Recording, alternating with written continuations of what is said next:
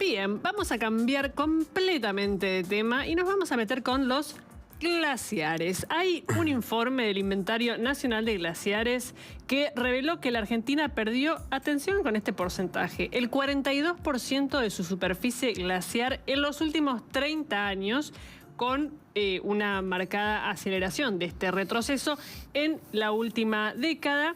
Esto, por supuesto, genera todo tipo de discusiones y más con este gobierno que, de hecho, Milei durante la campaña descreía un poco de... no un poco, sino dice que no hay tal cosa como el cambio climático, es un debate a nivel mundial, está la posición también de Donald Trump. Hay acuerdos que tienen que ver con el cuidado del ambiente que están siendo rechazados o que hay países que salen, menciona Estados Unidos. La Argentina no sé si llegó puntualmente a salirse algunos protocolos en términos de ambiente, pero es una discusión muy vigente en el mundo por las distintas posiciones que tienen los países. Por supuesto, en Argentina los glaciares son muy simbólicos y acá vivimos, allá por 2005-2006, un gran debate que tenía que ver con la ley de glaciares que... Sí. De alguna manera, más allá de quizás las críticas o si debería ser o más flexible o más rigurosa, porque hay distintas posiciones, bueno, se dio ese debate, se aprobó en la Argentina en el año 2006 y hay algunos sectores que están planteando hoy que debe darse marcha atrás justamente por la inversión minera que se espera en el país y sobre todo que está tan en la agenda en estos momentos en la relación bilateral con Estados Unidos. Mañana va a estar la foto y la reunión de Javier Milei con Donald Trump. El tema inversiones es central para Estados Unidos y cuando se habla de inversiones se habla de lo que tiene que ver con energía fundamentalmente, entre ellos la minería. Está con nosotros para hablar de este tema Rodolfo Werner, que es biólogo marino, asesor científico y miembro fundador de la Antarctic Wildlife Research Fund, y muchas otras cosas más. ¿Cómo estás? Muy bien, muchas gracias y buenas tardes a toda la mesa. Toda una vida dedicado al tema. Sí, básicamente los últimos 25 años me he dedicado mucho al tema de la Antártida, hablando de hielo, hablando de glaciares. Si quieren les cuento un poco cómo es la situación ahí. Ustedes primero en la Antártida tienen que diferenciar dos tipos de hielo. Uno es el hielo marino, que es el mar que se congela en el invierno, la superficie del mar, y luego el hielo dulce, que es la precipitación, como los glaciares que tenemos acá en Argentina. Y estamos viendo en los últimos 30 años, por un lado, un retroceso de los glaciares en determinadas zonas de la Antártida, y luego lo que es la disminución del hielo marino, porque el aumento de la temperatura, tanto a nivel del agua como del aire, hace que se forme menos hielo marino y el que se forma, esto en el invierno por supuesto, el que se forma permanece menos tiempo como hielo. Y eso tiene un montón de consecuencias. Perdón, una pregunta para los que no están en tema. ¿El hielo marino dónde se forma? Arriba del... Vos tenés, por ejemplo, la Antártida es un continente que está cubierto en gran parte por hielo. Y luego tenés el agua que rodea la Antártida. En determinados sectores, esa agua en la parte superficial se congela por la baja temperatura. Bien. Entonces tenés ese hielo marino, generalmente son unas capas que pueden variar de hasta 2-3 metros de grosor. Y luego los grandes icebergs que se ven en la Antártida, esos son desprendimientos de los glaciares colgantes que van cayendo al mar. Y esos tienen esas formas, distintos colores, distintos tamaños y formas. Pero el hielo marino generalmente es un hielo que es plano, porque es el mar que se ha congelado. Claro. Entonces hay dos tipos de hielo. Y entonces el derretimiento de los glaciares hace que se desprendan esas grandes masas de hielo que a veces vemos en las noticias, esas grandes barreras de hielo. Y luego el hielo marino no se ve tanto, pero es ese mar que se congela y cada vez se congela menos. Y que pensaba esto, uno de los grandes problemas de esto es que los glaciares son reservorios de agua dulce. Exacto. Por un lado está que estos son grandes reservorios de agua dulce, la reserva más grande del planeta, en la que está en la Antártida, y esta agua dulce, si se derrite en gran cantidad, lleva al aumento también del nivel del mar. Y en la Antártida, como tiene tanto hielo, eso tiene un efecto muy importante si sigue la trayectoria que estamos viendo del aumento de la temperatura, tanto del agua como del mar. ¿Eso, Rodolfo, es irreversible? Digamos, si seguimos con la misma trayectoria, si la trayectoria cambiara y la situación se modificaría. por supuesto estamos hablando de procesos que pasan a lo largo de muchos años, entonces, y hay muchas variables que son no tan claras, o sea, como para ver cuánto se puede volver al estado en que estaba. Pero lo más importante hoy día es tratar de hacer lo posible para que eso no siga avanzando o que se reduzca la velocidad en lo que sucede. Y uno de los grandes temas es que la Antártida es uno de los lugares donde mayor efecto hay del cambio climático, que claramente existe, pero es uno de los lugares donde menos se producen los gases que llevan, entre otras cosas, a la reducción del hielo.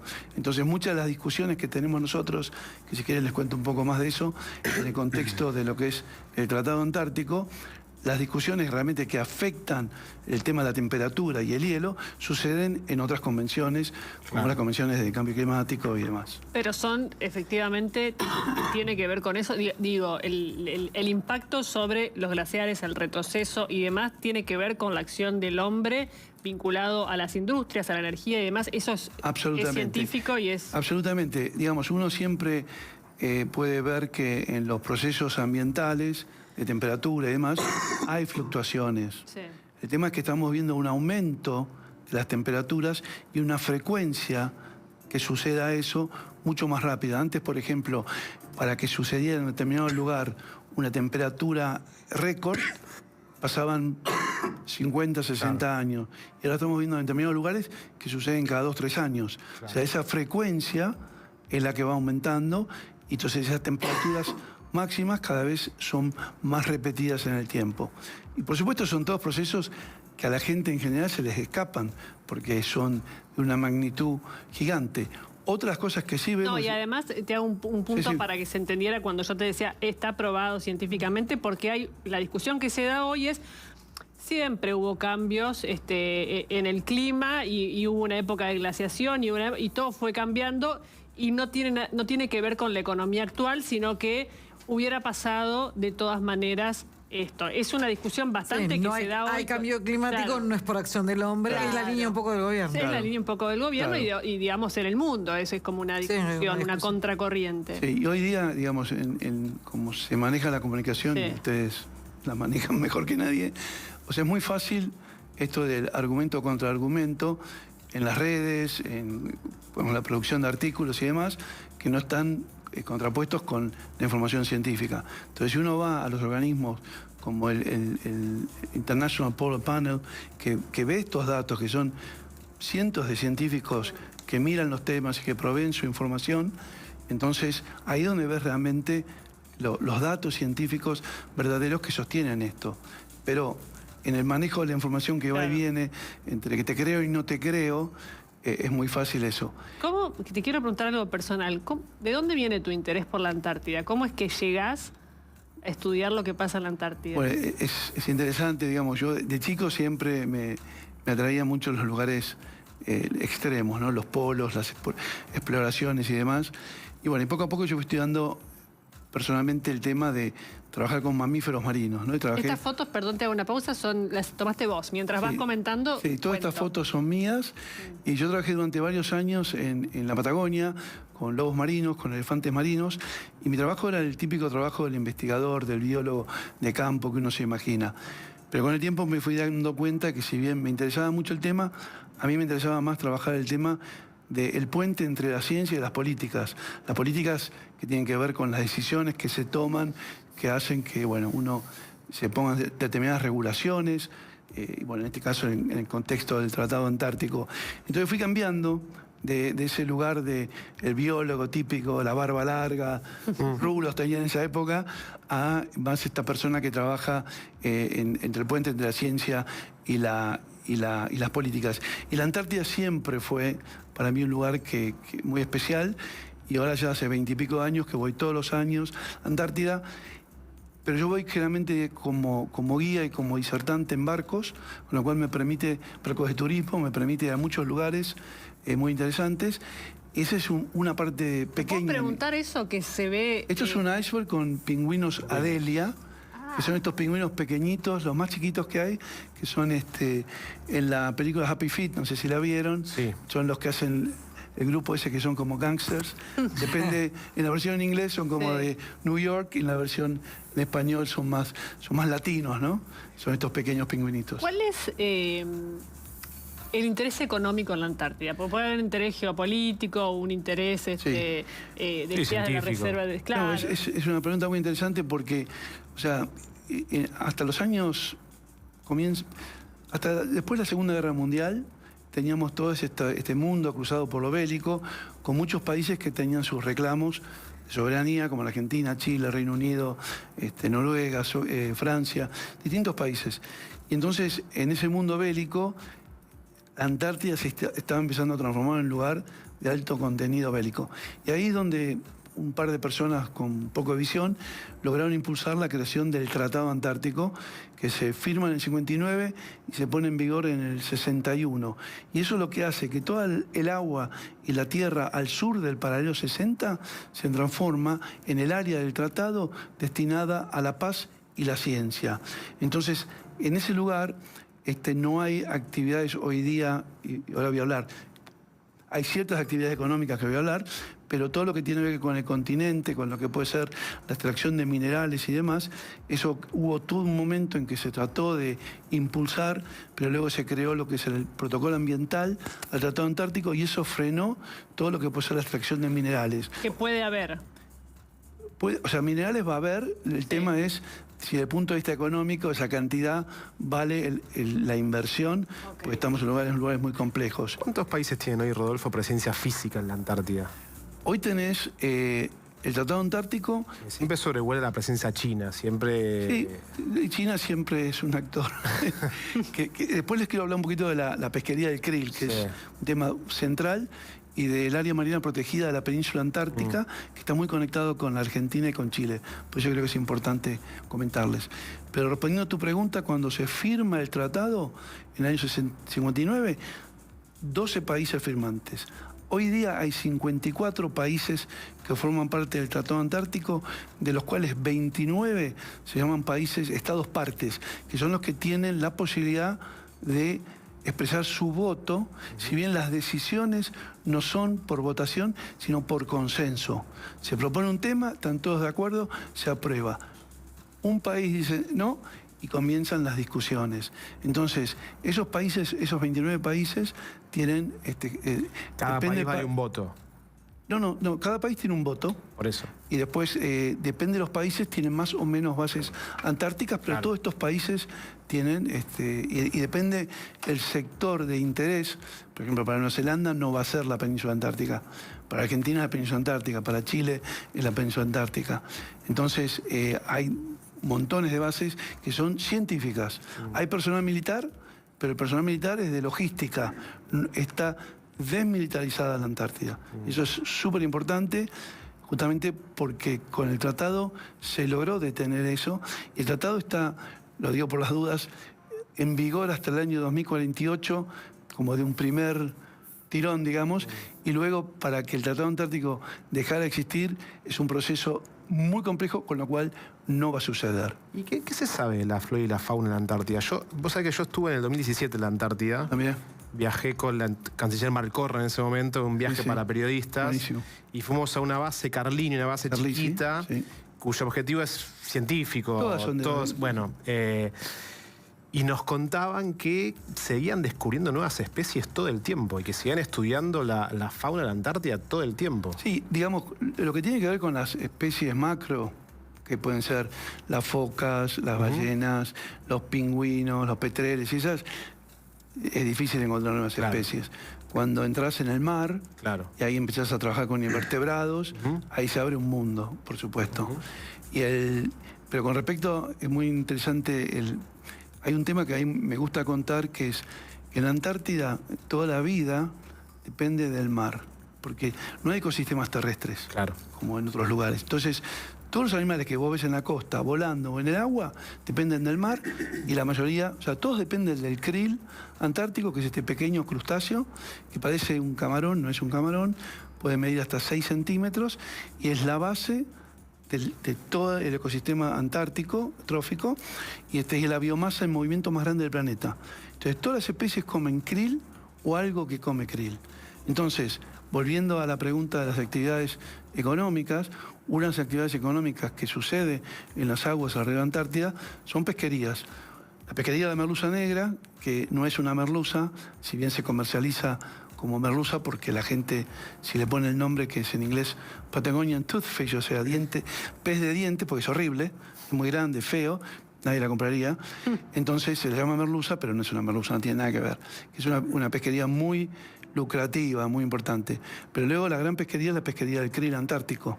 De hecho, hay una convención... Pero todo eso es legal. Todo es legal. Okay. De hecho, hay una convención que mañana, esta madrugada, salgo para Tasmania, para Hobart, en Australia, donde es la reunión anual de esta convención, que es la convención, un nombre largo, Convención para la Conservación de los Recursos Vivos Marinos Antárticos.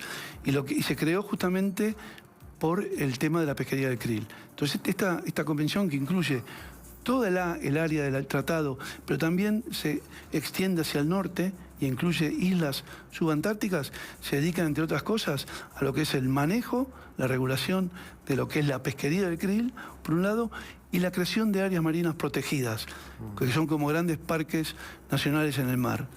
Y ahora volviendo a la Argentina, en la zona de la península antártica, que es la que tenemos todos en el imaginario nuestro de la proyección en la Antártida, que está de vuelta bajo el paraguas del Tratado Antártico, es importante esto, el reclamo argentino, el famoso triangulito, es muy similar al reclamo chileno y es parecido al reclamo británico, que incluye ese triángulo y más.